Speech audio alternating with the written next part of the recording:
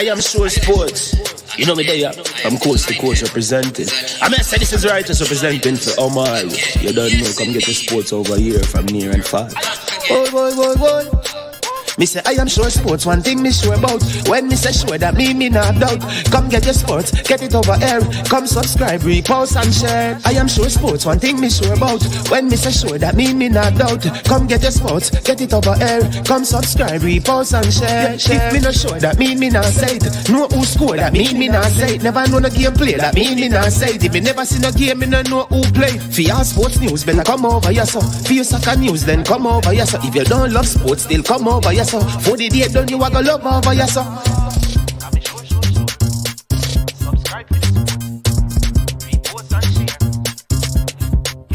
So when it comes on to behavior concerning football, Jamaica is decent. I am sure that if we can get all of these things done, set in place by the end of April, it gives us enough time before the World Cup campaign.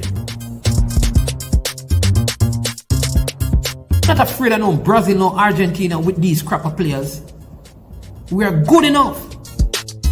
Remember, like, subscribe, share.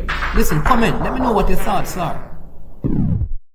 Made up of 18 Jamaican herbs and spices, add delicious, bold flavor to your next grilling experience. Flavoring sauce, a marinade, basting, condiment, or topping. Trick Nick Jerk Barbecue Sauce. Nick Jerk Marinade gives your meats and vegetables authentic Jamaican jerk flavor. The spices are directly from Jamaica. Spices like jerk seasoning, allspice, Scotch bonnet pepper, fresh scallions, thyme, ginger, and garlic. The key ingredients to a great jerk marinade. 0% sugar and low in sodium. You want to try it?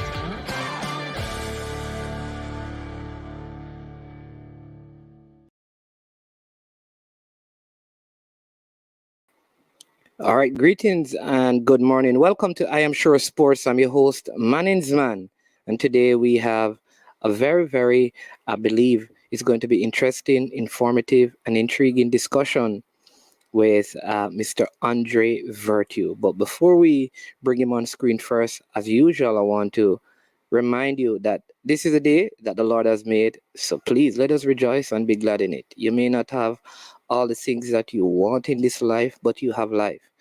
And I mean, sometimes we need to pause, we need to sit and look and give thanks for the things that we have, instead of complaining about all the things we should have, could have, right? So just give thanks for the things that you're blessed with your family, your ability to hear and see and walk around, move around. Give thanks for those things. Always have a grateful heart in spite of all your circumstances. Because if there's life, then there is hope. I'm talking about real life, which is found in the Creator of all mankind. All right. Also want to say a big thank you to our sponsors. Our sponsors today are Launch Legacy. Launch Legacy, where they handle risk and seek legacy. So for all your personal insurance needs in Canada and the USA, visit them at launchlegacy.com or call or text 647-989-0782. Someone will be on the other end to respond to you, and they will help you to get your money working for you when you retire from football. It is run by a former Jamaican footballer. His name is Patrick Reed over there in Canada. And in fact, this month, the second Thursday in January, he did a financial webinar, and then the second Thursday in March we will have someone from the Bank of Jamaica joining Launch Legacy to do another financial webinar on the platform, so make sure you stay tuned for that. Also want to big up Prestige Finance, lending a helping hand when you need it most. And so if you need $100,000 to borrow, up to $100,000, give them a call at 876-884-7390. When you call them, let them know you heard about them from I Am Sure Sports, and you will pay no processing fee, same day processing. And guess what? You will only pay 0 to 4% interest rate. Thank you so much for joining the channel this morning.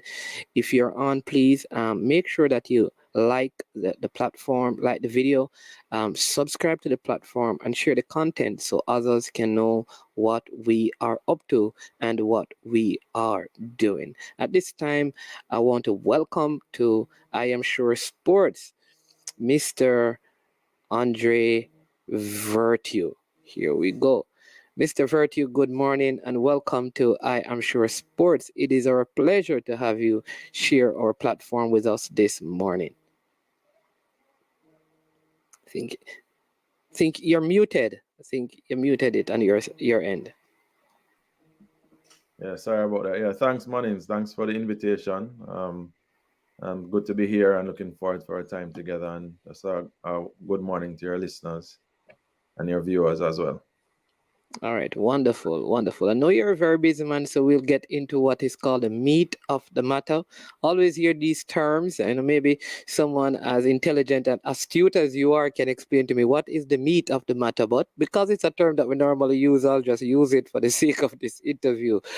But firstly, I want to ask you to kind of, tell us a little bit about your journey in football. Like, when did it all start for you?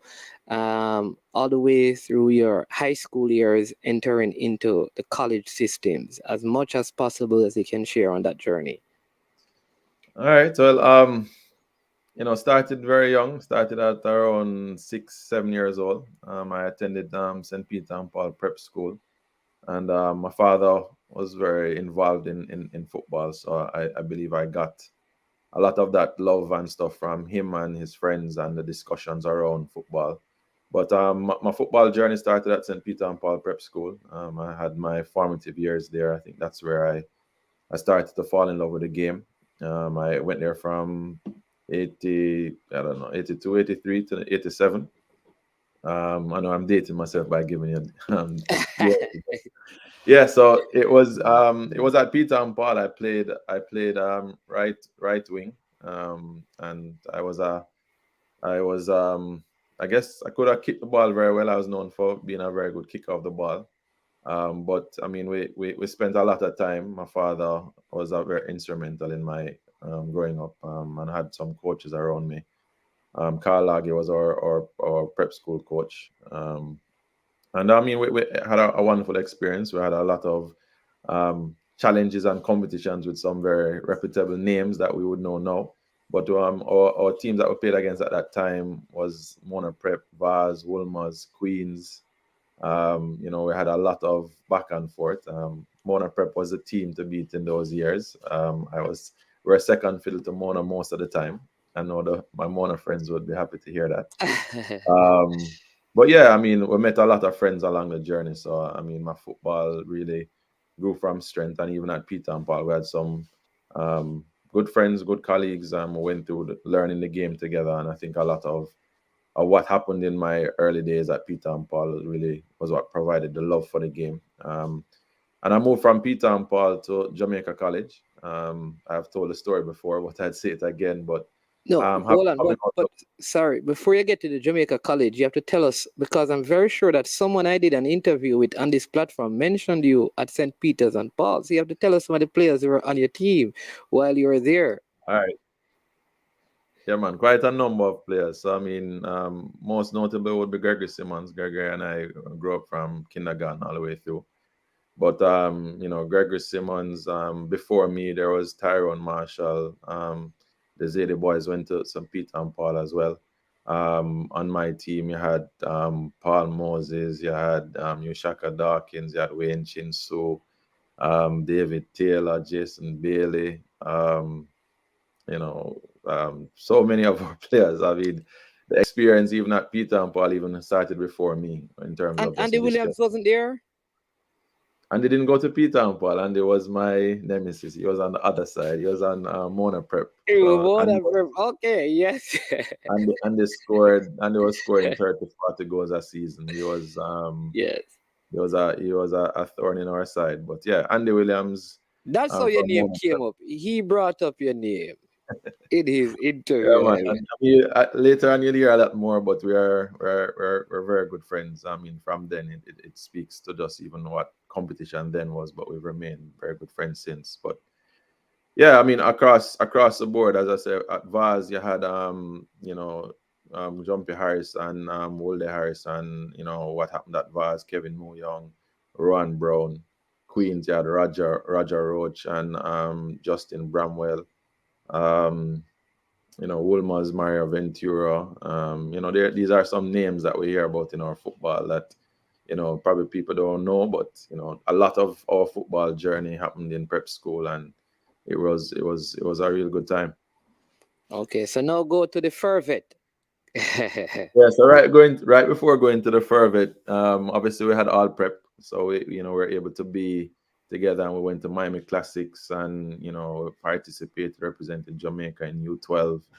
And encountered quite a number of people from primary school, all prep. So the Ali Rose and Edsel Scott were names that stood out. But we formed a Jamaica team that went to Miami Classics. But coming out of that, everybody went to George's, KC, Wolmer's. Not many people are going to JC.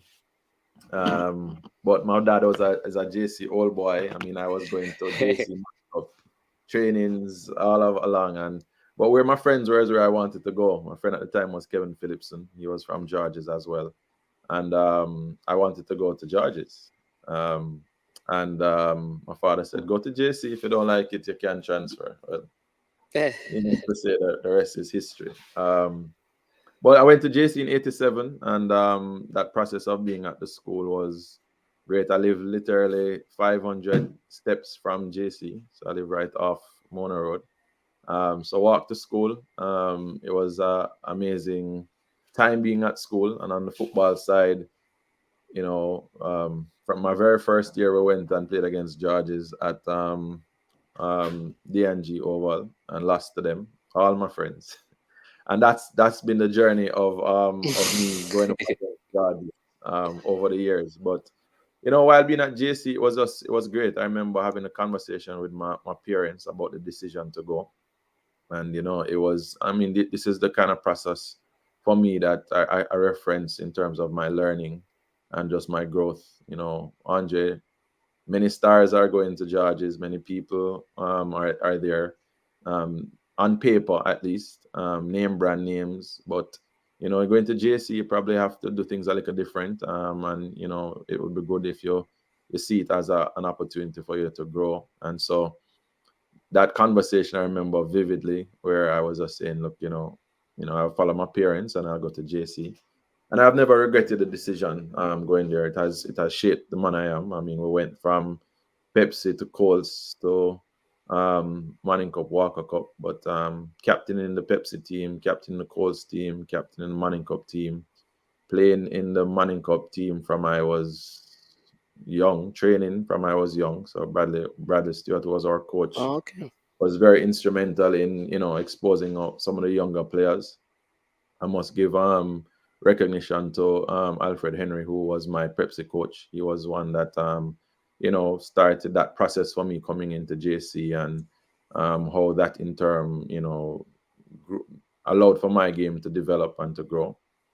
And there I met so many other players, which before probably didn't know the abilities, but there was so much talent at JC, from farm competition to the trainings that we had. There were really good battles and encounters where we were able to see other talents emerge. So most notable coming out of Pepsi and into Coles is that we beat Georges in 89. It's funny because at the time the Manning Cup team was really was noted as probably one of the better teams in the competition, and it was a Walker Cup final, and the Walker Cup final was being played against Tivoli Gardens. So JC playing against Tivoli and JC playing against Georges at the National Stadium, 2 games playing on the same day. So we're all up at school. That's Pepsi and Coles, or Coles and Manning Cup. Coles and Walker Cup. The Oh, and the Colts Walker final Cup. in 89 and the Walker Cup final in 89. And we are, myself and Leroy Smith, were on the Manning Cup team. So though we're playing Colts, we're still on the Manning Cup. One of Fredo was on the Manning Cup team and the Colts team as well. But when we were at school, all the old boys came and just drive past us. Nobody never really took care about us because the big thing was the Manning Cup. Dwayne Johnson, Goofy, the names. They're big ballers that are there, so everybody was coming for them. Was Foley on that team? Donald Stewart? Yeah, man, he was. On your team or on the Manning Cup team? My team. Oh, okay. Interesting. Go ahead. Yeah, so encountering playing against Georges, everybody is cheering for Georges, but we ended up winning. We scored a one goal. It was wet, so I know that my Georges friends going to blame the weather, but took a shot from far out, not me, but one of our players, Fredo, from far out, and it had a bounce on the surface and beat Robbie, who was in goal, who was the best keeper in the competition by far, or in Jamaica at the time. So we scored on 1-1 love, but the JC big team lost. The Walker Cup to Tivoli. Yeah. So that was a memory of ours up into Colts, but just some amazing times playing at JC and learning about the game. And obviously that propelled me obviously a little bit more into the Manning Cup team. The following 3 seasons from 90 through to 93 is when I played on the Manning Cup team. And from I got into JC, it was all about me getting an opportunity to, I guess, learn and to play against bigger players. And I didn't run from it, or I didn't back from it. So I was a brown skin uptown youth, Marga, but I held my own, and I went through the stereotypes that came into white man, brown man can't kick or can't this. I mean, but a lot of was that a real thing though? Like people never think that uptown youth can play a ball because you had. It was. It is a inner city sport in some stereotypes. That's what it was viewed. Yeah, because you were going up against uptown guys in Andy Williams at St. George's though. Yeah, it wasn't more. It was more about the Georges or the JC or for us coming from prep school. But our transition would be, even though we were from middle class families or grew up a little bit more privileged than some others. The challenge for us is that we're now in an environment now where facing different scenarios, situations, meeting different people, and so immediately you saw where football was able to cross that divide, and it really wasn't about where you're from or the color of your skin or whether your parents had it or didn't have it. It was really about playing, and I think that's what the game itself began to show me. And I'm sure with the other players, they'll tell you the same thing, that it was just about who could play on the team. It wasn't no longer. And obviously, because I did come and I trained hard, played hard, I was a team player, and I contributed to the team in a number of different ways in terms of assists and goals and so on. So I think growing up in that environment, it was really it really helped to shape a lot of just my approach to life and to the game. I remember my first year in Manning Cup, we were playing against Stadium East, and we're playing against Camperdown. And Camperdown at the time now these are all Coach Jackie Walters, who was my club coach at the time. I used to play for Mountain View in Ken Mattis under 14, and those games. He was coaching at Camperdown, and Camperdown had Van Swal, which we used to call Pele, Adonis Maxwell, Troy Pinnock. Wow, that was the Camperdown team that won nothing. The big Camperdown. But man, I tell you, I grew up watching them because we used to train over by Stadium East, and so we used to, from Cavaliers or whatever, but used to see them. These were the juveniles, and used to see them every day. But anyway, we JC was playing against Camperdown, and we got a penalty, and I am young 15, 16-year-old. You sure you want to share? You want to share the story? Yeah, man. Yeah, man. I don't have nothing to hide. I think it's there to inspire so many people. I think the story needs to be shared. But yeah, it was a penalty, and Bradley called my name. Bradley said, "You need to kick it." I mean, you had Dwayne Johnson, you had bigger names on the JC team, and him say you need to kick it. And in the goal at the time was Peter Gordon, which is Leon Gordon's older brother. I think he's at Scotiabank now, but he was a national keeper. He was big time keeper. And I kicked it. It lit the bar. It hit him and go in the goal. So I actually scored that. But just the nature of that kind of environment for me was one where there was never a shame to put younger players out there. So you And actually defeated that Camperdown team?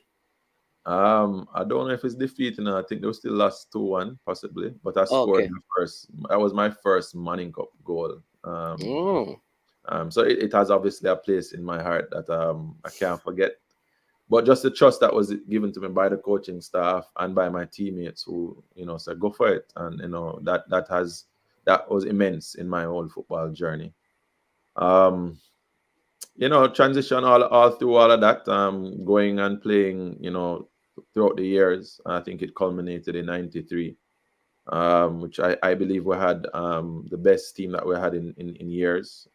We are very mature. We have gone through from Pepsi coming now, through course now into Manning Cup, training on our own. I remember Bradley used to coach at Las Perfecta, so he would travel with his orange Volvo. We used to see the Volvo coming into the school compound minutes after 5. But we had a number of players who obviously lived, far, and we were going home late. And I remember having a conversation with coach and said, "Boy, coach, we can't finish training so late, because it's causing some problems." And so we took it on ourselves that season. We did our own fitness. We ran Mountain Spring on our own. We did all our physical work, everything on our own. And then we came to training, and by the time we got down from our physicals and stuff, we do the technical work, and then Bradley would come and give him his expertise in terms of preparing the team. But that was the nature of that year. I mean, we were fit. We were, we believed in ourselves. We went through years of, trusting each other. And so we ended up playing Georges 3 times in that year. We we lost the Walker Cup final, which was the hardest one to swallow, because it was a situation where it came down to the wire. So I had an opportunity to, I think it was around 15 seconds left in the game, and there was a free kick around 30 yards out. And to this day, people walk and remind me of that one shot. It's like I was known for this one kick. But I kicked the ball, and it licked the crossbar, it licked the post, and came back out. And then Donald controlled it and kick it, and Robbie pushed it over the bar, and we got a corner kick from it. And then it went into penalty shootout, and we lost in penalty shootout. But Did you convert your penalty? I sure did. Yes, I was a very confident, very sure captain. So I mean, I led from the front. I kicked the first penalty. Robbie is my teammate. I mean, knew him from primary school, and obviously, so it was for me. I keep on knowing where I was going, and I know where I was going, and he still couldn't stop it, But that process was challenging, because we had preparing for the penalty shootouts during the week, and we had quite a number of players who were more placement than power. And I was in 2 minds before kicking the penalty shootout to change the penalty shootout order, Okay. and the players to kick. So we had players on the team like Osvaldo Latimore, Ricardo Gilchrist, Donald Stewart, and me, who were more power kickers than ball placement. But then we had some persons like Marlon Nash, who rest in peace, who died. Yeah. And Carnegie, who were placers.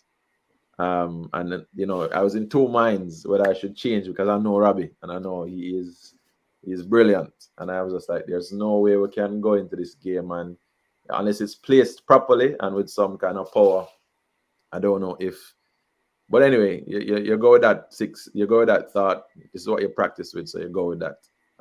So I kicked and Robbie touched my penalty. He never saved it, but he touched it. And then from that point, after the fact, I'm finding this out with my teammates is that boy Kappa, you kick it and Robbie touch it. Touch it. They go. It's like mentally we lost That's there. So interesting. the shots that came after that, I think Robbie didn't have any. He didn't have to exert much of his skill to stop them. You know. I need to talk to Mr. Stewart again, because he didn't tell me how his penalty went, Did he kick one? No, I don't think Donald get to kick. Oh. If Donald kick, Donald going over the crossbar, going down on Hannibal, or going bust the net. It's He's actually listening, so yeah, man. But no, I mean, I'm a brother for life. But at JC we had where we used to practice penalties. The building behind was called a Spanish building, and it had glass windows. And I think between myself and Donald, we were probably the most guilty of breaking those windows, But I remember the write out the article in the paper the next day is that Georges owes it to Robbie. That was the headline in the paper. So I live with that consistently, just remembering that it that's was the 1993 Walker Cup Finals. Correct. And I mean, the year before, 92, we had a strong team again with Ricardo McGill-Chris. There are just so many players that, came through the JC Georges combination. My best friends at the time were Georges players, Jason and Johan Chung. But yeah, so it was amazing. Andy Williams, Jason and Johan, Trevor Spencer before him, Ali Rose. Those are some of the players that we played against. But on the JC team, we had some amazing players. I owe a lot of just my development as an individual and my growth as a football player to my teammates. Who definitely challenged me, and we were able to enjoy some wonderful years at the wonderful Jamaica College. So we so much pride in what we accomplished as a unit, and to see us be able to transition and move on. But JC plays a very very strong part in my development as a player, and just all the JC guys who participated are involved. Just big up to them. And Foley is our brother for life. We share a lot still together, and to know that we're still contributing in our own way, bring joy to my heart as well. So that's my journey up to high school. Did you make any during this time, right? Were you playing on the Jamaica U teams and making? Did they have like all the Coastal team, all Manning and all? Yeah, all school teams and stuff. Were you playing for the Jamaica under 17, under 20s, under 23 during this time? Yeah, so before under 17s, I got opportunity to go to Holland as there's a camp here, and I went to Holland. I went to PSV Eindhoven for a couple weeks to train with them and to play in a tournament. Unfortunately, I didn't get the opportunity to play in the tournament because of, I don't know, papers not being signed. There's some issues with JFF on that it didn't come through. Whoa. But from that process, I went into the national under 17 team. I went into the national under 20 team. Under 17 team, I played a couple of games with the team. I didn't make the final team. That was very disheartening. It was very challenging for me to accept that. I don't believe at the time I got a fair chance, for whatever that reason is. So there was a politics in the game from then. I still believe that I could have been with that team. But then I used that as a motivation. I did not let that deter me. I had a good support system around me who said you can't give up on your dream. And I took that into my Manning Cup that year. That 93 that I spoke about was a standout year for me. And I really wanted to ensure that I stamped my class and show the quality I had. And that translated in me being the captain of the national under 20 team. and I led the team Okay. to. We had an all Manning team and an all the Costa Cup team, and we played against US. A couple of practice games. We had a tournament against all Manning. All D played against a team, Flamingo from Brazil and team from Italy. And we had a 4-team tournament here, and then we were supposed to merge now into the all Manning, all the Casa merging to be our national under 20 team, which went to Trinidad to play against. It was supposed to be Jamaica, Trinidad, and the same 2 teams. That was a story and a half, because when we got to Trinidad, they didn't have anything planned for Jamaica. We were not supposed to be there. There was no What? arrangements made for us. Jamaicans are everywhere. So when we coming into the country, having on our Jamaican gear and everything, people are like, "What are you guys doing here?" I said, "We come for the tournament." I said, "But you're not in the tournament." Came out of the airport. There was Hold on. What year was this? This is true. This is 90, 94? 94. Yeah. Whoa. It was crazy. It really was crazy. The organizer, I don't know, the organizer was just disappeared. We didn't know where what happened then, but we got to Trinidad, and it was a crazy experience. Well, who are some of the players on the team with you at that time? The team that you captained? Trevor, Andy, Steve Green, Robbie was on Robbie it. Scott, all our players, some all Manning, some of the all Manning, all the All Costa, Costa all the players. Costa players were on there too. Dinsmore,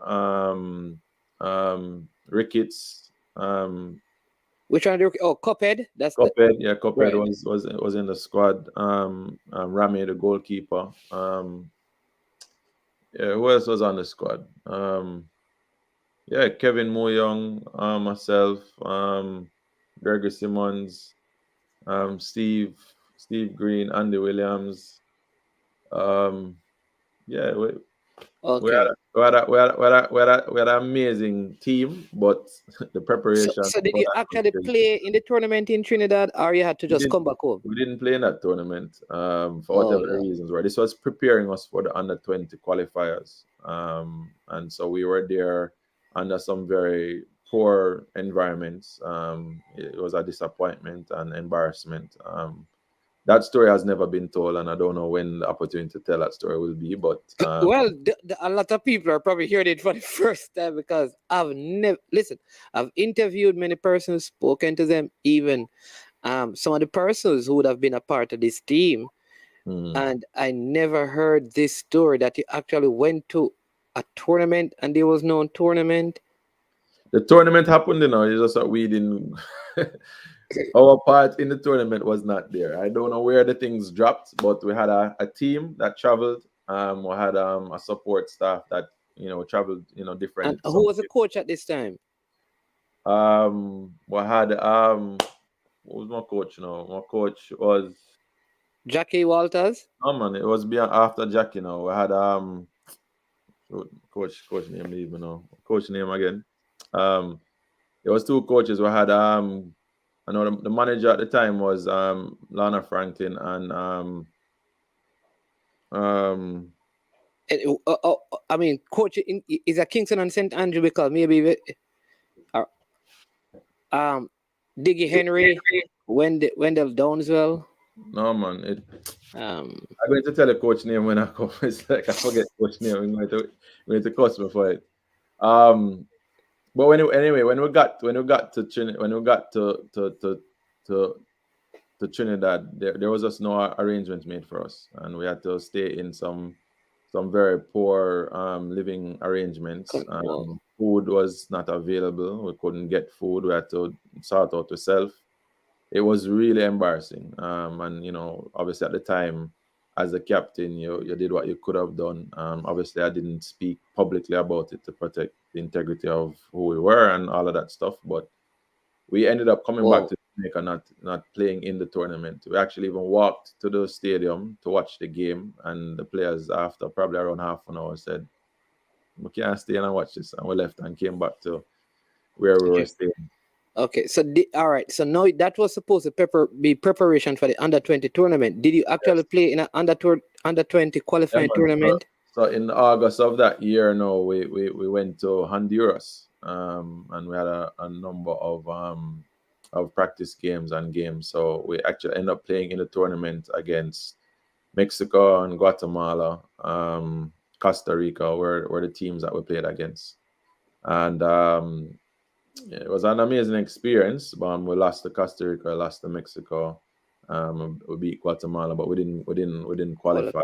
We didn't qualify for the World Cup. But it was crazy. I mean, standing up representing your country in front of thousands. So as you can imagine, you're playing in Mexico. You're playing against Mexico in Honduras. They don't want Mexico to win. So you have the Oh, they hundreds were of thousands supporting of people Jamaica. Ah. shouting Jamaica. It was touching, obviously standing up and listening to your national anthem and to being in that. I would say that would have been our first real big occasion where we'd have been in so many of the players getting that kind of exposure. But it was good. We played those games, and it was an amazing experience for us. And I left from that, and I went straight to college. I literally came home for a couple of days, and then went straight to take up my scholarship to Howard University. Oh, you went to Howard. Ah, Howard seemed to be the university for like all Jamaicans go to Howard. I mean, Dean Weatherly, Yes. Michael Davey, Bancroft Garden. I mean, Richard Davey. I mean, name after name after name. All right, all right. So you went to Howard. So tell us about that your time at Howard. Well, before going to Howard, obviously, the decision as to where to go, which college to go, I had many college scholarship offers and was trying to decide which one to go.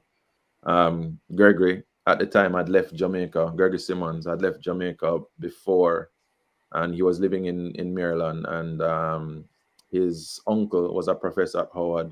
His cousin was on the U.S. national under-20 team. And the discussion and the dream was we can build back Howard, because obviously Howard won in '89. I believe it was, they won NCAA Division One. So the view at that time was to try and see if we could rebuild back Howard. And some of the names that you called obviously were very instrumental in the decision to go. So, here as Jamaica and having the opportunity to go, there were conversations with Howard McIntosh. Yeah, Howard. At the Yeah. time, I was at Real Mona as the club, and so Right. a lot of the members of Real Mona were our Howard alumni, and obviously encouraging me to go Oh, to Howard. sorry. I know don't miss out on that. So now I'm getting the connection because wasn't Foley at Real Mona as well? Correct. Yeah. And Shava was it Shava? Tavares Thomas was at Real Mona as well.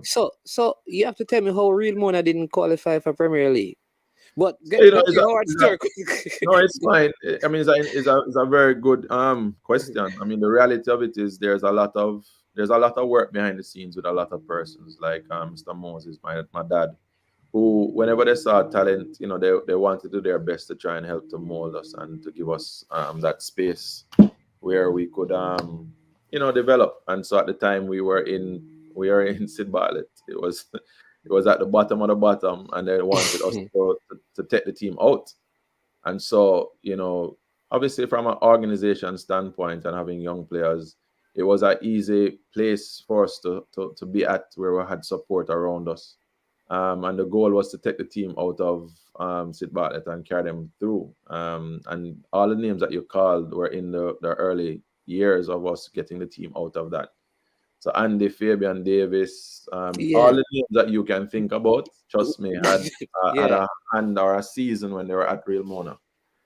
I think the challenge for us at the time was, the decision should we go to Premier League, and I think that was a decision that the leadership was struggling with, knowing what that now meant in terms of funding and support. Okay. At the time, I think the major concern or goal was to get us scholarships and to get us outside get us exposure and get us more. It really wasn't about going to the Premier League. Premier League. Okay. And I think the leadership stuck to that, and has to be credited for providing an avenue for many persons who went through Real Mona and then on the way from there went on to college, and the rest is history. But that was I think a decision that was made from then, and I don't think it was something that was a goal of theirs to go to the Premier League. Okay. We got very close many times.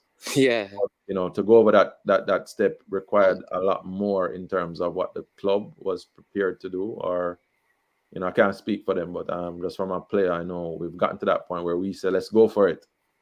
But you'd have an influx of players who come in and then they leave and gone to college, and a good squad is gone. You rebuild that team, them leave and gone to college. A good squad is started, them leave and gone to college.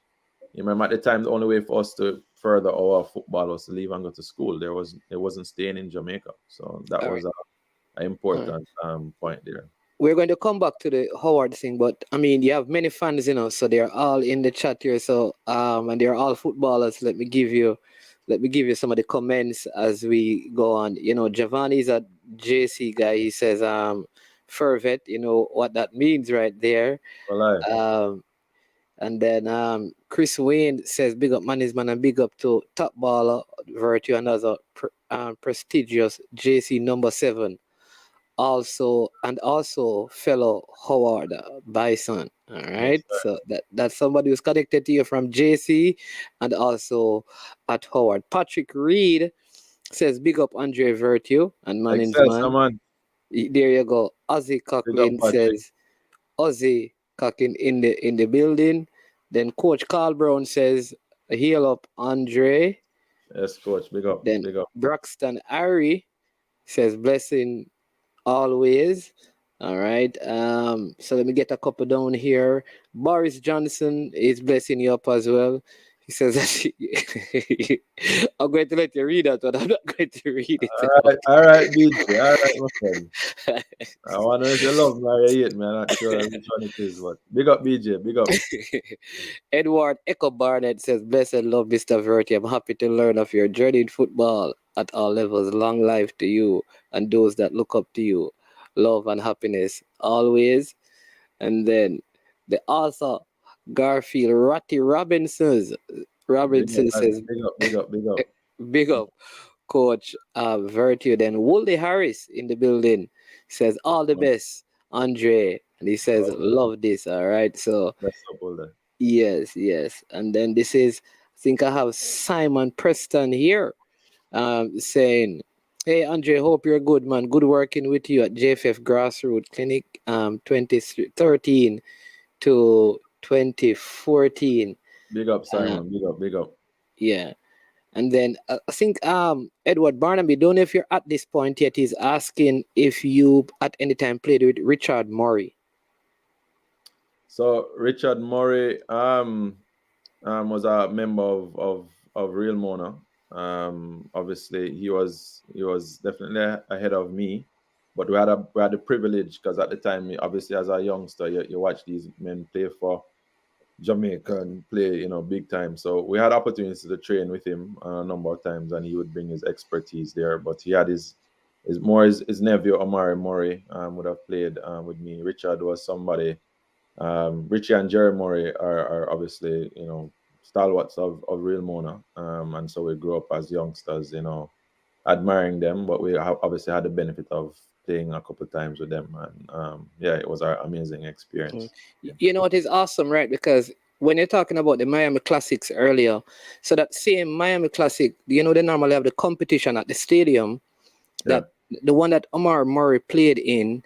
I think there was also a Chris Brissett on the team that he was on. They call him Deck. Yeah, man, from Lanneman.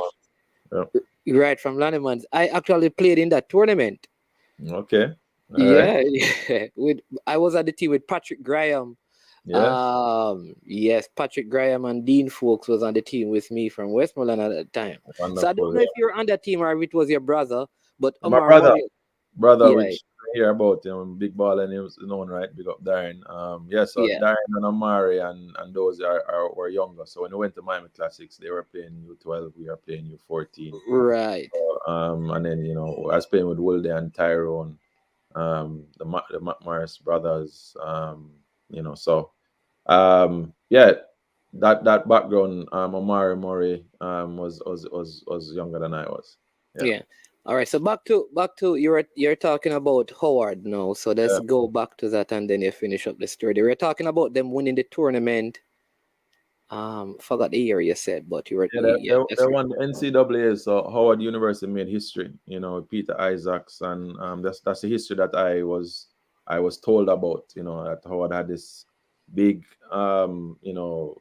historic team that won the NCAA. So the encouragement was for me to go to Howard, and Gregory and I spoke. Gregory was still in high school, and we were trying to assemble a team that was saying, imagine if we were all to play on this team, imagine what could have happened. So that actually was one of the reasons why I went to Howard. Gregory, a very important part of that, being a friend and teammate, and knowing that he was going to go to Howard. And I ended up being at Howard with his cousin, who ended up being my roommate. He was on the National Under 20 team, Raymond Goodlett. Big up Raymond. And we started to assemble a squad, a team, a lot of Jamaicans, a lot of Chinese, a lot of players from Bermuda. Our coach at the time was Keith Tucker. Big up Coach Tucker. He was just inducted into the Coaches Hall of Fame in DC. So a lot of work that he has done, opening doors for a lot of Caribbean players. And we had a lot of African Americans and persons who made up that team. And we did a lot. We're a very quality team. I think the first year that we were there was a transition for me. I know you had Chipper Morgan on here a couple of weeks ago. Yes. But my first tournament was at American University, where Chipper used to go to school. And I remember. Don't tell me Chipper beat your team, No. Well, I didn't play against Chipper, right? But American, was a good team. They had some good players. It was a good battle. But that tournament, we didn't play against American. Where it was at the tournament, was at the school. And I remember the coach taking me off in the 70th minute, and I came off and sat down on the bench, took off my boots, took off my shin guards, and I was just there. And then I just heard Virtue back on the field. And I'm just like, back on the field. So this was a little bit foreign for me, where you can come off and go back on. And I had a conversation with him after, and I said, Coach, is either you're going to keep me on the field or you take me off, but back and forth not going to work with me. But that was my first adjustment into collegiate football. I encountered a lot of racism, a lot of challenges in the game. At Howard, not at Howard, but against the team that you played against, because Howard seemed to be multi. We are historically a black school, we are the Mecca, so right. The reality of it is, in order for us to be playing, we had to be playing against different teams from different states, and some of them, predominantly white environments that we're in, and it was really, really and this is in the 90s. How difficult was that for you? Was it racist chants or just treating you differently because you are black? I don't think there is any limitation in what you could have thought about. From words spoken by players that you're playing against, to officiating, to how people treated you when you went into their state, in their in that little city or community that you're going to play. I remember I went to South Carolina to play a game, and there's all you can eat right in South Carolina, right. When you go on a road trip, you go on these all you can eat places. Yeah. And they used to put specials on the little board outside the little advertising sign that would say 2 for $1 or $9.99 special, whatever. That special wrote, "The monkeys are in town." That was what was the heading on the. Whoa. So that process was hard, because we had persons who were on the bus who are who grew up in the U.S. They're African Americans.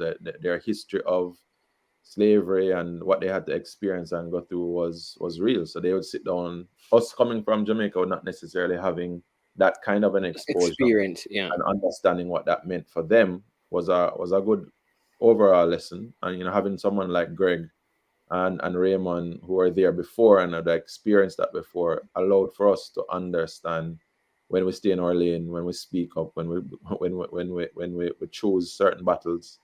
Um, but it was a eye-opening experience, but it made you appreciate what you had. It made you appreciate the family environment that we created as Caribbean, and how we connected with our other brothers and sisters as we went on our journey. So, that Howard football journey was great. It was amazing. To be a part of such a prestigious institution.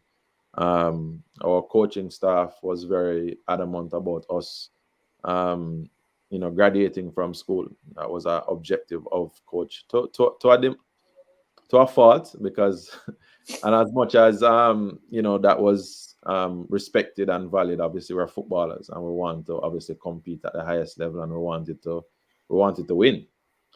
So we had some differences of opinion at times in terms of certain things that we wanted to accomplish as a unit that we didn't think was being done. And we spoke out vocally about why we wanted to compete at the next level. But kudos to Coach Tucker, who was really, really adamant about us as Caribbeans understanding the value of the education and graduating. And I am happy to state that all of us who went through that, the campus have graduated, and it's something to be very, very happy for, and very grateful for the opportunity that Howard provided. But from a football perspective, I could have gone to a number of other schools, and a number of other players who came could have. I remember coach allowing me to come back home and recruit. And when I came back home, the only name that was being called every minute was Carlington Puppy Dog. That name was called everywhere when I came home after my first year. And I went and met with him, and then I recommended him to coach, and Puppy came and he got a scholarship. I also told coach that he could get a 2-for-1. So he got Jason and Johan Chung, who are my friends at George's, who played against me at George's, who ended up coming to Howard. Later on, Mario, who was away at school, he used to go to George's as well. He was transferred to Howard. So when we looked at that squad, it was a very, very strong squad. Not to mention the quality from Trinidad and quality from Bermuda and the African Americans who were there, who contributed to the success of the team. So we got to conference finals. Gregory Simmons and Michael Lawrence were our 2 6'4" forwards. Me being a national player, my roommate being a national player, Puppy Dog. We did some damage. The reality of it is that we could have done some more, but it ended up in 90. In our final season, that we got to the Ncaa Playoffs, which is the top 32 teams in the entire country, and it was almost like a repeat of what could have possibly happened. Everybody was glued to the TV to find out what the draw would be and who Howard would be matched up against, and we're in the president's office looking and trying to see, just like you see on TV. We're a part of history. Yeah. We went into that game. We're pinned against University of Virginia, who were on, I think, a three-year national champions. They were there, had big name players that were on their squad. But Gregory and Raymond played against these guys in club football, and so they didn't fear them, but they had a fear of us. And we ended up playing, but we were a little depleted. So Raymond, who was my roommate, he had the red shirt, which is when you're injured, you're able to keep your eligibility and not risk going to play and not finish the season. So he didn't play. I didn't play my more preferred position, which was midfield. I ended up playing centre half. So we're a little mix and match, but up to halftime we were holding our own. And then some calls went in the favor of them, and they get a penalty, and it went from bad to worse. I mean, we lost, I think 3-0 or 3-1, but that was our last hurrah. We got into it. We really made a push for it, and we had some quality players, and that was our whole experience at look back with a lot of pride in terms of what we accomplished as a group of players. And though we didn't get back to the 89, this Levels. we Yeah. made a name for ourselves nonetheless. And you called some names, but most of the names that you were I just had to put that up, right? Yeah. um so I saw address that. But you talk about Banky, Bancroft Garden, Chipper. I mean, while I was at Howard, I played for Jamaica Nats. So on the weekends we'd play games in the cross of Right, Ballaz. because that was Jamaican Nuts was really um kind of run by Bancroft Garden. I was very instrumental in it. Still and Yeah, instrumental to many of us who were in college. yeah, These were the men who played ball for Jamaica, who were in the States and were still playing ball. They were you know our our support. They would have come to our games. You'll hear those voices in the stands giving you the support. um Donovan Panton, I must big up Donovan Panton. We call him Panny. He used to play for Boys Town. I know Boston, yeah, Brown, center. Coach Brown will remember him. But he was very instrumental to help us as youngsters to appreciate and understand how important it is to have education, how important it is to finish school and to do the right things. And Banky created that environment for us on a weekend. So whether it is eating at one of their houses, whether them help us to get groceries for college. I mean, you name it. There was a huge support that came from those individuals who knew what it was like to be in college, and they have helped thousands of players. I mean, I played with Adonis Maxwell. We played. Jamaica Nats did very well. We actually Yeah, went and played the Bob Marley tournament. And we had a big showing, and we played in the Bob Marley tournament and won the Bob Marley tournament. But you know what? it was. Go ahead. Sorry, you know what I want to ask you is, and I don't, I think there has been a continuation of this, right? And I listen to Chipper, I listen to you. I think the same thing may have happened to Wolde Harris. I think this happened to Tyrone Marshall, to a lesser extent, Andy. But it appears that once you guys go into the college, once players from Jamaica go into the college system, they're almost forgotten on the local scene, and you rarely see them represent like Tyrone Marshall. When he spoke, he talked about how many goals he was scoring as a center forward. Like, If I tell you the story, so let me give you, so that same yeah, under 20 team that I was captain of. I mean, as you right, know, so let's go back to the history. So Tyrone was a Peter and Paul player, Gregory as well, Wolde, KC, Vaz, KC, and Andy, Mona Prep. But to further our football, we had to leave. You had the Kimani Robinsons, and you have Huey Fergusons. Those are the names that we grew up hearing, but they left before us and opened the doors to college. And the Paul Youngs and the Freddie Butlers, they left the shores. We in order for us to go, that's what we had to follow. But the moment you left Jamaica, that was it. You're literally not seen in any of our local teams. There was no tracking of players. yeah, We were not invited into any camps. We had to almost purposefully and deliberately make ourselves available. And I think in the under 20 team, I remember sharing about Tyrone to join the squad. I mean, Tyrone and another name, Chris Antonio, were two Jamaicans who lived in Pembroke Pines or in Florida, Fort Lauderdale area, who were invited to come down, and they didn't make the team. That they were not good enough. Now this is yeah. under But 20. Tyrone was scoring 25 goals for Hold on, we don't reach there. So yeah, this is what I'm trying to explain. This is under 20 that he was not good enough for. Tyrone ended up going to college. Lindsay Wilson, he was there, then he transferred to FIU. right. And the FIU, Tyrone scored a bicycle kick to win FIU's national championship. Up to that point, Tyrone has not put on a national jersey. Jersey. Yep. All right, Like, and the story goes from many people who left, who went in pursuit of better, but we didn't turn our back on Jamaica. It's just that there was not the avenues to come back in, or seemed as if we shut the door on ourselves. Andy and I got an opportunity still through the Olympic squad, and right. Andy and I came back in. And at the time, Coach Simoes came into the system now, and Simoes comes with obviously a professional way of looking at things. So what do you mean going to college? I'm saying if you're the best player, you're supposed to play in professional football. So that concept was very hard for him to grasp as a coach. Not wronging him, but that's just how he viewed it. And I remember we're on this last push now to qualifying for the 98 World Cup, coming out of not qualifying for Olympics in 90s, for the 96 Olympics.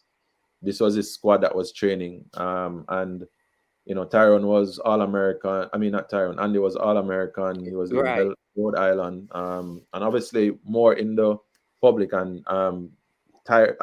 he literally said, if in order for you to be a part of this unit, you have to commit for the next 6 months. Yeah, that's what Andy said. I mean, he gave up college, man. And so look at it this way. So Andy, obviously, you know, talented, obviously position wise, you know, he was, I would say Andy was in the squad. He was in the top 25. It was just for him to prove himself in there. I would say I'd probably be in a pool of 50. And having to obviously work hard to prove anything to get into that squad. So to make a decision in 97 to give up school, and I'm going to graduate in 98, it was a hard decision for me to make. It was an easy decision for Andy because of, you know, he was definitely in the squad. And obviously, yeah, and obviously that made more sense for Andy. But those are the scenarios. Tyrone Marshall was not on the radar. Like, no, still not on the radar. Which Still is not on crazy. the radar. And so it was Wooldie Harris as well was not on the radar. I think Chipper Morgan said he got some call sometime down the road, but go ahead and share, because the challenge that was faced is that most of the players would have made their name outside in the US system, you know, and it's only when they've made their name in the US system that it kind of look very odd. How can you have somebody playing MLS, scoring all these goals, doing all these things, and he's not in your national team? And you can go through the list. You can, from Tyrone to Woolde to Craig Zadie. These are all players who were not looked on locally in any meaningful way, and ended up proving themselves out there and playing Miami Fusion, playing for Colorado, playing for all of the different and being teams, top MLS, draft picks coming into MLS. Yeah. And top. But I think that, I mean, it's common, and you hear it, I don't know, but if you're going to be vocal and you're going to speak on things that are not right, I think it's frowned upon, you know. So most of the players who would be a little bit more vocal about how things were done and the way things were done would not be invited into the program because of either exposing or bringing up issues that the federation would not have wanted, you know. So yeah, I'm going to give you just to add to what you're saying, because I don't want people to feel like you're trying to create any sort of controversy. So on your point, I remember the sentiment of Altiman Butler is, and Dean Sewell and Paul Young, they felt like because they had college education, there were persons who believe that because they think that they're quote unquote more intelligent, they had like too much to say. So it's harder for them to get in than others who you could probably present anything to. But, you know, these guys knew better because they were in a semi-professional environment. They were also developing in terms of their educational stuff. So they would understand a lot of things better, understand contracts, understand negotiation, understand preparation. And like I said, some of these things were frowned upon by the persons in administration, and that kind of hindered many of them. I remember even Peter Isaacs struggled to get into Jamaica team. Yeah. It is, and it's not a matter of, you know, bringing up controversy or anything. It's just really, it's our story, you know. And I mean, I will run from you know, sharing my story, and my story connects with many of our persons who went through a similar journey. You know, ultimately we obviously responded, and we are who we are today, and we have moved on. But that is my journey. That's why I did not be a part of the 98 World Cup squad. I still had to prove myself. I'm not going to deny that. But the choices building up to that, we had practice games. We had opportunities to play in weather that we are accustomed to playing in because we're in a collegiate system. So whether you're playing against Canada or you're playing, you know, in those kind of environments, we would have had a better experience. But you know, it was just difficult. It was very difficult for us to get back in, and I think part of that is our own transition because we brought in a coach who obviously saw things a little different, and obviously the success of '98 was that it was a core of local players that was focused on, and he complemented that with some other players. So I mean, it is what it is, but that if you hear the names of persons who are not looked on or whatever, we left Jamaica for uh, opportunities to improve and to better ourselves, and in return the door was shut and we're trying to get back in, and that was not an easy process for many of us who left. And so we have to just call a spade a spade. That was what that season was. So once you graduated, you kind of you didn't bother you weren't focused anymore on national football because you weren't. No. I was still very focused. It's my passion, you know. So if I move on from Howard, after making that decision, obviously '98 World Cup happened. Watched it. It was great to see the team qualify and do that. But in the heart of hearts, I wanted, but I didn't want to come back to Jamaica. So as a student, you get a 1 year to work in the States. So I chose to work. I took up a job over there. Not that I wanted to. I mean, I remember on a Friday at Howard, it was a career day. It was where you did the interviews with potential potential companies, and there was a Jamaican who worked for the company that I ended up taking a job for. So like I don't see a name in any of these interviews. Why? I said, well, I don't have any plans to go to work. My plan is to play football. That's my dream, and that's what I'm holding on to, right? And he said, no, Don Christian, big up.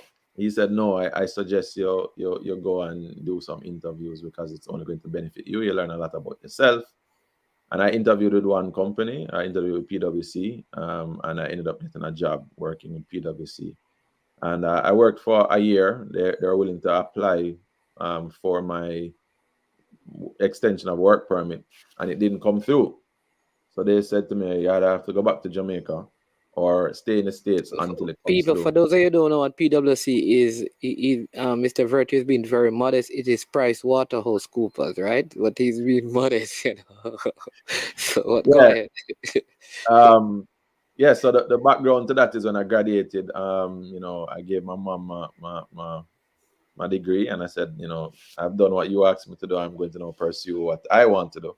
But in order for that to happen, I had to stay in the States. So I took up the job, and you know, they filed for me, but it didn't come through in time. So I saw that as my ticket. So at that point, when it didn't come through, I said, well, I'm going to take this opportunity. I'm going to go and pursue this dream of mine. So I went to Sweden, I went to Denmark, I went to England, and I was just all over the place on my own. Put my own resume together, try find agents together, try find try out my own, all the money that I saved in that 1 year, all the miles of traveling all over the US, hotel points, miles. I just took myself and I went.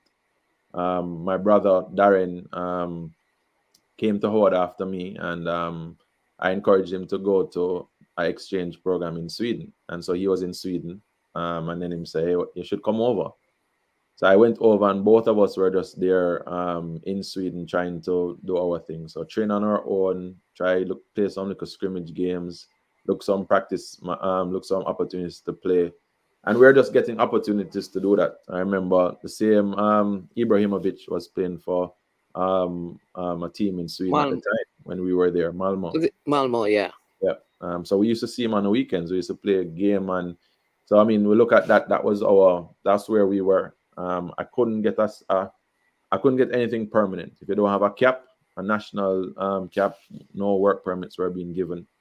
So it was very difficult. We're given opportunities to train with teams. We're there for 3 weeks, 6 weeks, a month, and then that decision now came up. How do we move this further? So you can go become a teacher, and then you can then play. You can go get married, and then you can get a work permit. These are all things that I had to consider along my journey. while still trying to get through to play for Jamaica and to pursue my dream. That was still a huge part of me. Ended up going to England for a period of time as well. I had family in Bradford.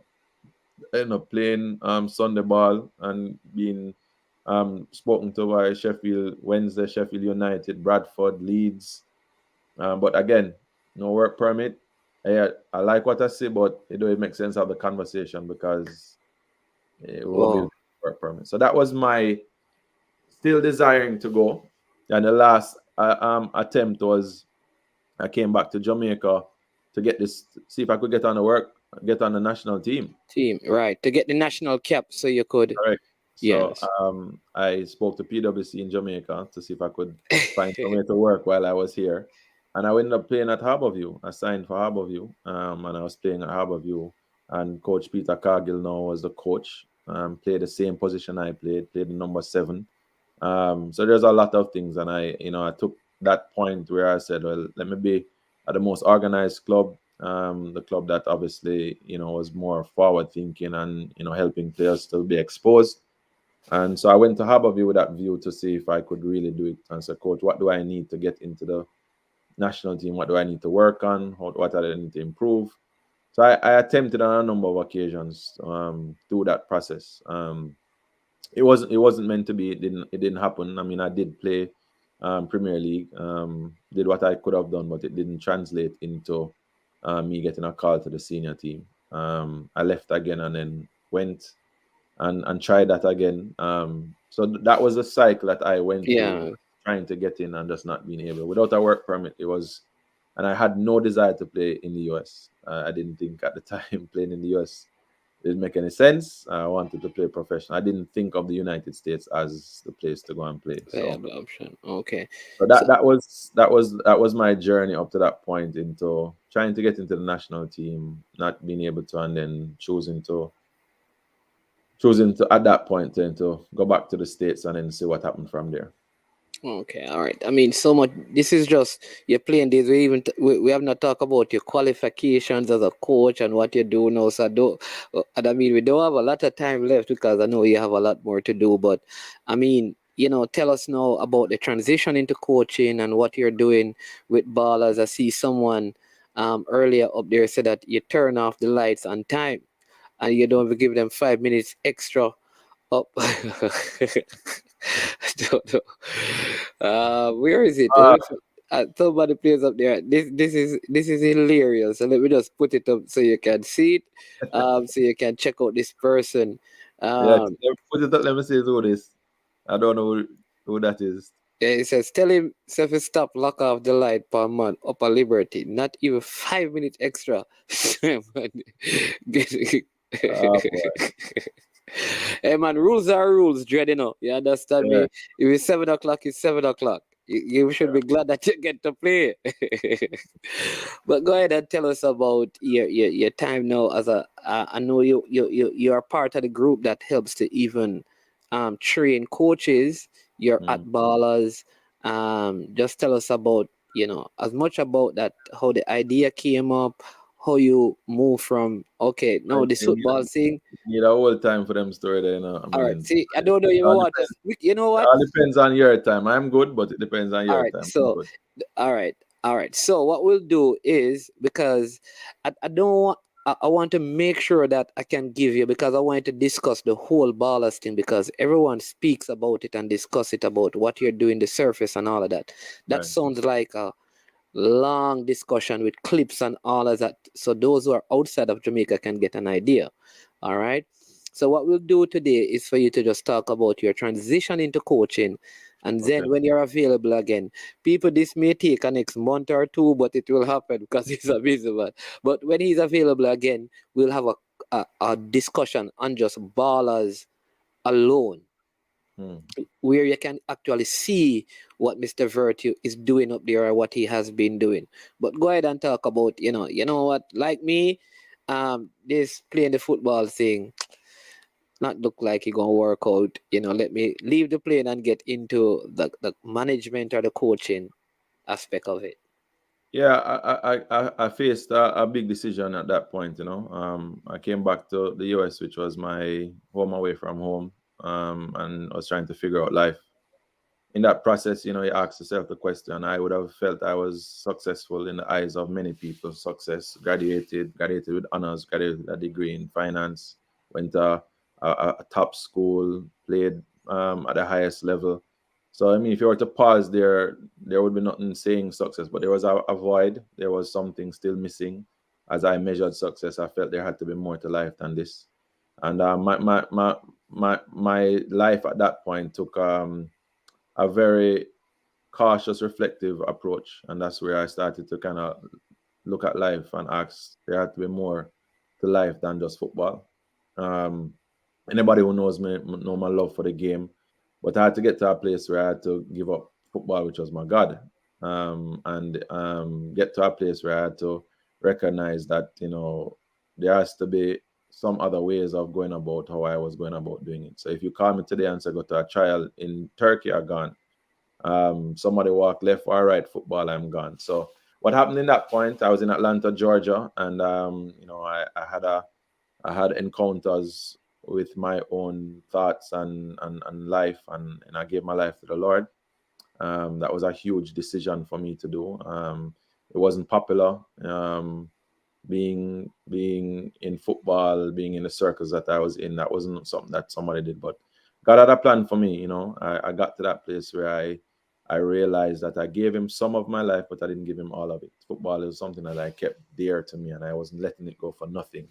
And I got to that place where I said, Lord, I think I've given you some, but not all. And I figured I got to that place where I think I'm going to even give you football, and I'm going to trust you to determine what happens next. And the moment I did that was when I believe things started to start to open up before me in where I started. God gave me back football, but he gave me back through Ballaz. Ballaz was something that was in my heart. How do I with all this knowledge, experience, love, how do I make a difference? And so it wasn't about being successful anymore. It was about being significant. It was about making a difference. It was about using my experiences to help other people. And Ballaz was born in that time. I was in Atlanta, Georgia, with a group of friends who kept asking me, if you go back home, what are you going to do? And out of those questions came Ballaz. Ballaz stands for balance, attitude, love, leadership, ambassador, zeal. And I came back to Jamaica with a view to build an academy. And the purpose of the academy was to use the sport of football to inspire and to. I think you went over that what ballers, because people, I know many people think ballers mean like you just spell it wrong. You're really talking about ballers, and you just say ballers as a Jamaican thing, not knowing that every letter is Yeah. it's an Yeah, acrostic. it's an acronym, but it's really, if I'm going to come back to Jamaica and impact Jamaicans, then we have to speak the language of Jamaicans. So yeah, we said Ballaz, and that is ERS, but I want it to be different. So in quiet time and thinking about it and feeling inspired, I wrote down that, and it was my girlfriend at the time, wife now, was a part of that process, and my other friends in Atlanta who helped to kind of frame what that is. And it's my own life, my own journey. So the B is the B is balance, A attitude, L leadership, L love, A ambassador, Z. zeal. All right. And next important thing, you said just want people, because if you're taking notes, you need to write it down. Significance became more important than success at this pivotal point. Yeah, man. The lens in which I was looking through life now started to change as older. Reality started to kick in. I still could play. I was still playing in Atlanta, still doing well, but the doors just for whatever reason were just not there. I tried out for a number of A-League teams. They offered 2,000, 2,500, and it just wasn't something that I thought could work. So with that, I came back to Jamaica. And started Ballaz. I started Ballaz as a summer camp. I went back to St. Peter and Paul Prep School and I did my first camp there. And I invited Tyrone and Andy, who are in the national team, to come and talk to the players. I spoke to a couple of coaches that I met in England when I was there to come back and give back. And that started Ballaz. It started Ballaz. Many players that we see here today came out of our initial years and all the camps that we'd have done. This is in 2016, right? No, man, this is 2002. 2002? This is 20 odd years ago. Yeah, this is long time. This is the start of when Ballaz came up. Okay, So, because I think on the Ballaz thing it says 2016 or 2000. The official, as you know, you start with a passion, you start doing certain things, and the business side kicks in, and you have to now start getting the things in line. So we started as just camps in the summer and in the Christmas. It wasn't a year-round development program. It became a year-round development program. It became a recreation, then it moved into an academy. And then from that, then, the business side kicks in. So as I said, Ballaz can be for another conversation, but I have to share that was my transition. That's what started to happen. And then obviously people would send their children to Ballaz, to Andre Virtue. And I realized very, very early that I can't coach everybody's child. And so getting other coaches to help. So the same BJ that is here telling me to be president, Boris Johnson, was my teammate at Harborview. And at Waterhouse. You played for Waterhouse as well? Played for Waterhouse in the back end when I moved back to Jamaica now and I'm here. I still could play that's the when ball. When you came. Oh, so when you left Harborview, you went back overseas. When you came back from Atlanta. Correct. Okay, so Boris is giving you the date when it's August 2002 was the first camp. First touch, and BJ, because I knew him, I asked him if he could come and help. And BJ was one of the first coaches that assisted us in the camp then. So Waterhouse, I had played for Waterhouse as well, just trying to. That was the back end of my career, trying to I'm here, I still can play, why not, still do it. But what was very, very important for me was recognizing the role of a coach. I think that became very, very clear to me. A lot of it has to do with my dad and the role that he played in the lives of many, JC specifically, but players in general, just about how important it was to show that you cared, how important it was to help persons who somewhat don't have any support or any help. And I saw him do that with Foley. I know I digress, but Donald was on deathbed. I don't know if he shared all of that. Yeah. When he was at So when we left from Trinidad, and then we were supposed to go to Honduras for that under 20 tournament. Donald didn't go to Honduras. Right, he shared that story, man. Yeah, and he lived in my house. He was there. Daddy looked after him, and a lot of Donald's story and what he went through at Seaview and can't go home because I shot a fire.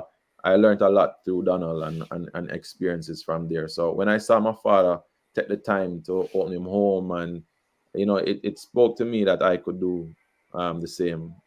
My brother is doing the same at JC now with the Manning Cup team. And so this is where my pathway into leadership and coaching kind of went in, which is. And then you were also at this time, you're also a believer, because I remember when you and I spoke, you talk about just your pastor speaking to you about not giving up football because you're a Christian, but almost use it as an opportunity to be a witness, in terms of your faith. Yeah. A number of things in that 2002, 2003 was my transition. I was not sure if I should be playing, if I should retire, what to do. I left in January. I started to work with, at the time, Caribbean Sports Marketing. Big up to Oliver McIntosh from used to be at Sportsmax, but he was also in Atlanta with me at a time when he moved back to Jamaica, and he started the beginning stage of Sportsmax, and I was a part of that beginning. Christopher Daring, and used to manage the Mound, and all of those things I was doing for a period of time. And then I left and went to South Africa. I went to South Africa for 4 months, 6 months. Yes. And that's kind of where that process for me kind of was really solidified, where I knew that I had a purpose. I knew that there was something that I needed to do. And it was about young people. It was about sports. It was about coming back to Jamaica. And it was about using all that I had available to me to make a difference. So I came back to Jamaica in October of 2003, and very, very, very certain of what it is that I wanted to do. And so that speaks to that part for you where you're asking. I was clear, using football as a tool for transformation. Many athletes have this love for the game, but they're not really sure how to live out their faith and live out sports at the same time. Do the two of them exist? So these are just areas in my life that I was able to do through Church League, Whole Life Ministries. Big up to Reverend Al, who gave me a platform to be able to, live out my life. I played for Waterhouse. I still was working at Whole Life as a volunteer, and still trying to figure out life. And that was it was important for people to know. But sometimes we go through these different periods. But the support that you have around you, and I think it's significant, that I was able to do those things. So I think it was very clear to me that if I was going to be back to Jamaica, I couldn't tell my children about Jamaica and not do anything about it. You heard there was nothing for young people. You heard that crime is there. You can't build a life there. And I said I didn't want to be a part of the conversation. I wanted to be a part of the solution. So I chose to come back, and I said I want to go to the area where I think I can give the most impact, and that was young people.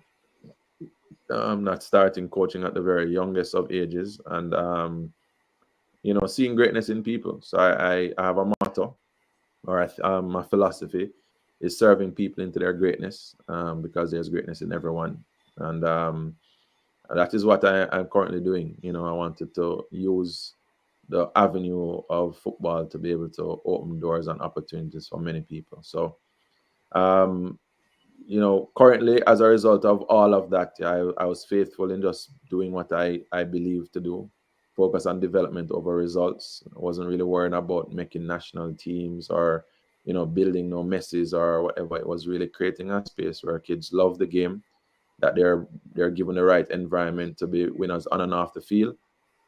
Because I think we're also only highlighting the talent, and, you have to be this big baller. And I realized I have to have my own coaching philosophy. And my coaching philosophy is that I'm not just coaching the sport, but I'm coaching a life through the sport. And in order for me to coach a life, that person comes with issues, it comes with problems, comes with successes, failures, disappointments, dreams. And how you coach that individual has to be looked through that lens. You have to see that person as an individual. And that for me is where my focus has been recently, is with my own Ballaz coaches, is to help them to see that they have an opportunity to really make a difference in the lives of the players that they coach, and not just coaching them to be football players, but to be winners in life. People, so what we're going to do, right, I'm going to take some of the questions and comments out there, and then we're going to end, and then we're going to make arrangement for Mr. Virtue to come back, and then we're going to have a Ballaz discussion. Hopefully we can have some clips and some other stuff so you can properly show you what is happening there, so you can get involved, or maybe your son or your daughter can get involved in what they do at Ballaz. I see there's a testimony here. I think Ricardo, that's the name he goes by, is Marvin. He is out there in Canada. He says, big up Mr. Virtue, I thank you. Thank you for your contribution, brother. I came down about 4 years ago, and you trained my son for about a week. Top trainer, he says, you are, and he says, bless up. And Bless up, Ricardo. Yeah, man. Howard McFarlane says, blessed you. And then we have Wara Bantan says, Ballaz are the best. Thanks, Dre. Right. Yeah, so you are going to know some of these people, and then Paul Marriott says, Mr. Virtue, I shared 5 years of high school with a France Virtue. Any relations? don't know who that is, but I'm sure related. I don't know who France is. Yeah. And then says, remember you being instrumental in giving Tivoli 4-2 in a semifinals after Tivoli jump out 2-0. Broke my heart. Yeah, that's a story that can be told another time. But yeah, I remember that. So you meet up with Steve Green again. You met up with Hey, Steve Green. the first 5 minutes of that game, Tivoli have us up 2-0, you know. First 5 minutes, them come out of the gate and put in 2 goal big time. And Shandy Yeah. Man was in centre half and him bust my chin on the sidelines for around 20 minutes. And Bradley would not change me. And I end up going back on the field and we scored and end up winning 4-2. Okay. That's a So you short version of it. went into the finals. So that Yeah, brought in. just going out to the semi-final, got to the finals. Yeah. That is the final that Waterhouse lost to. No man, this is not Premier League, you know. This is schoolboy football. This is schoolboy. Okay. Ballaz produced a lot of national player. That's what Sir Boris is said. A lot of Rudolph, players out here that we probably don't know. Rudolph says, yes, Pastor, I did a grassroots clinic with Mr. Verti and he's a very intelligent person. I enjoy the clinic. Hope he never stops. All Thank you, right. Rudolph. What's up? Rudolph is a part of the coaching staff at I think Veer now. Keep it up, Then, Rudolph. yeah, and then Barry says, please to big up the Space Academy coaches that came over from England. I think I don't know them, maybe you know them, you know what he's speaking of, right? Yeah, man, that's why I said that the coaches that I met in England, they came down. So this the Space Academy is who Boris is referring to. They came from the Space Academy and helped out in that Okay. in the camp. All right. Moswin Maxwell says, so Andre, now that you're a Christian, can I get an apology for those slaps, hits to the back of the head on a daily basis? Never get none of that. These people are crazy. There's a lot of trouble. Coach Virtua, I was able to watch you be a good ambassador for Christ and the game of football. Bless up, bro. This is Garfield, Ratty, Robinson. That's up. And people remember to check out Garfield's book. I'm telling you, it's a good one. Dare to Ask, very good book. Support the footballer. Yes. Right. Mr. Primo Vision, JC man says that Tivoli and Georgie used to give us trouble. I think you mentioned that earlier. He says, remember Andy, Ali Rose, and Robbie, the keeper from George's. Yeah. And then Moswin Maxwell says, we read that already. And Christopher Carr says, that's a word, my brother. I guess he's talking about one of the comments you made, yeah, man. But it was really, it's such a joy, just being able to speak with you. There's, like I said, there's so many stories I've heard about Ballaz and what is being done there that I think it deserves a program for itself. So you can properly explain the concept to persons and how the development work and how the process works in terms of what you set out to do. Do you have touched on some of those things? But I think it deserves a program for itself. So what I'm going to do, we're at an hour and 33 minutes. It seemed like we haven't been here long, but it has been a little while. But the next 5 minutes is for you to just, share anything that you think needs to be said, needs to be heard, or to encourage someone, to inspire someone. And then I will come back or to thank some persons, and then afterwards I can come back and close out. So the next 5 minutes or so, as much time as you want, you can just end this section, and then we can pick up on a second interview to cover the work that you're doing at Ballaz. And I know you're part of the coaching school that is also out there now. So go ahead and share. Yeah, so let's take the opportunity for one, give an opportunity to share the story. I appreciate the platform to do so in a safe space. I want to thank the persons who contributed to me either as a player or as a coach, as a teacher. Every word or every experience has molded me into who I am today. My support system, my family, really big up to my father. He's not with us anymore, but a lot of what he did and what he showed us as a family is being lived. His legacy lives on. So big up Mr. V. and this constant support that I have currently. I'm not able to be who I am today without my wife and my kids, who constantly push me to be better than I am daily.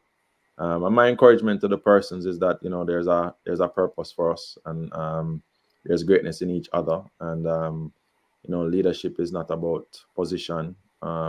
It's really about the ability to influence someone else, and for them to believe that they too can make a difference in this world. So as we collectively try and find our individual, as we individually try to find our purpose, there's something that comes together when the momentum, when we pull it together, that we can see a Jamaica that I believe is not just world beaters, but we influence cultures, we influence behaviors, just in who we are. And so my heart's desire is that as a people, we will, take the high road and find the best in each other, and live every day to make the most of the day, and to ensure that we're doing our part. We point fingers on others more time, but sometimes we have to look at ourselves, reflect on what you could do and how you could be different, and to take that posture in getting up every day to make a difference. So you asked me to come on the program, and the intention is to share the story that hopefully it inspires someone else. I don't know where that person may be, but regardless of what the background is or what we came from, there's still something that can be made of your life, and it can make a difference. So I do hope that whatever was shared today would be an encouragement to someone, or inspiration to someone, to believe that they are one of the millions and billions of people in this world that God has chosen to make a difference. So thanks for the opportunity, Mannings, and thanks to the viewers and listeners. Yeah, awesome. Thank you so much. I was about to release you, but it seemed like I thought like your biggest rival in football would have been KC, but apparently it is St. George's. I see a JC man saying that he said, I will never forget when Villa scored. I think Villa played for JC. Yeah, that is the one game that we beat George's. Right after the Walker Cup, we played them again to go into the Manning Cup, and Villa scored. I think this is one of your batchmates saying that I hate George's till this day. Is that the sentiment of JC towards it? It's that strong? God. It's rough. Yeah, It's but rough. thank you. It's rough. But we wouldn't be who we are today if it wasn't for that competition. It was really, to this day, the relationships that we have between JC, KC, George's, Wilmers is very strong. And I think if people see how we relate one to another now, the brotherhood that exists, the respect that exists is admirable. And I think we could take pages from that even although we were on the battlefield and we're up against each other, the level of respect that exists right now, even although we're from different schools, is we don't see it happening around us every day. And I think that is something that we can, I think, be proud of, that we didn't allow for that to come between us as Jamaicans and as footballers. Yeah, man. Listen, yeah, man. So many. Yeah. From Howard. That's something, brother. Yeah, man. So listen, people, there are so many nuggets that were shared. The idea that you have to move from success to significance, right? That leadership isn't just about position, it's about influencing people. This whole thing is about bringing out the greatness in others and to serve people into their greatness. The philosophy that Mr. Virtue goes by, he speaks about looking at ourselves. And like I always tell you on this platform, before you look through the window, look in the mirror. Because the change you want to see is a change you have to be. And his journey is, listen, he could have stayed in Atlanta, but he chose to come back. Not because he wanted to be wealthy in terms of the material things, but he wanted to transform people's life. At the end of the day, I think John Maxwell in one of his books says that we should make it our ambition to add value to people's life. And wherever you are, whatever your situation, you have in your hand the power to add value to someone's life. And if each of us look out for the benefit of others and not just our own benefit, I think Jamaica will be a better place. Jamaica can be better. We don't have to be this way. It is possible. And no, for you, it may be far-fetched, but it is possible. And it begins with me, it begins with Andre, it begins with you. It begins with all of us being different and making a difference. And so I want to thank you again. I'm looking forward to our second conversation at your availability to discuss the great and tremendous work you're doing at Ballaz. Continue to walk strong in the Lord and in the power of His might, and continue to make a difference in people's life.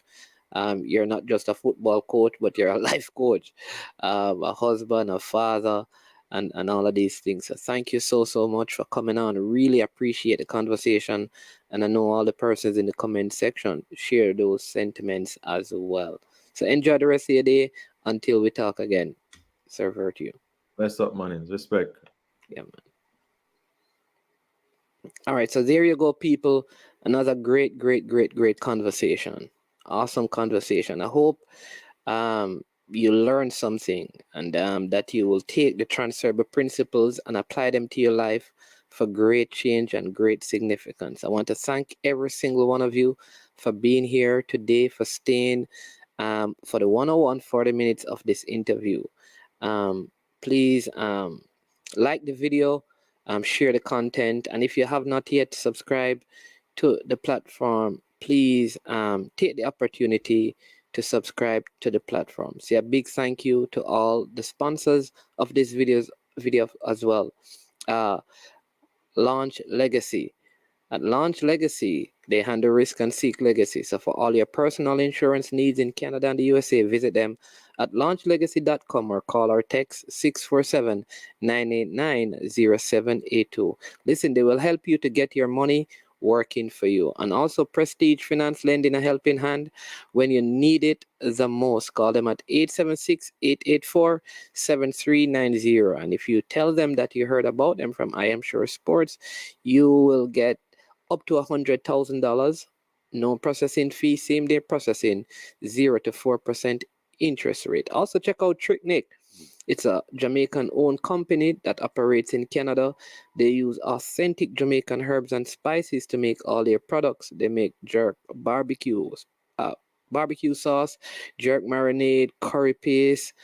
So check them out and support them. There's a 25% discount that they offer you as an I Am Sure Sports subscriber. Listen, continue to live good, be good. And again, as you go out in the world today, seek an opportunity to add value to people's life.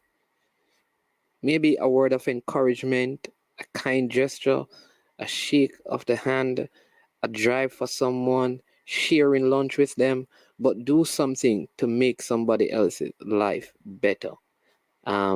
And by doing that, Jamaica can be a better place.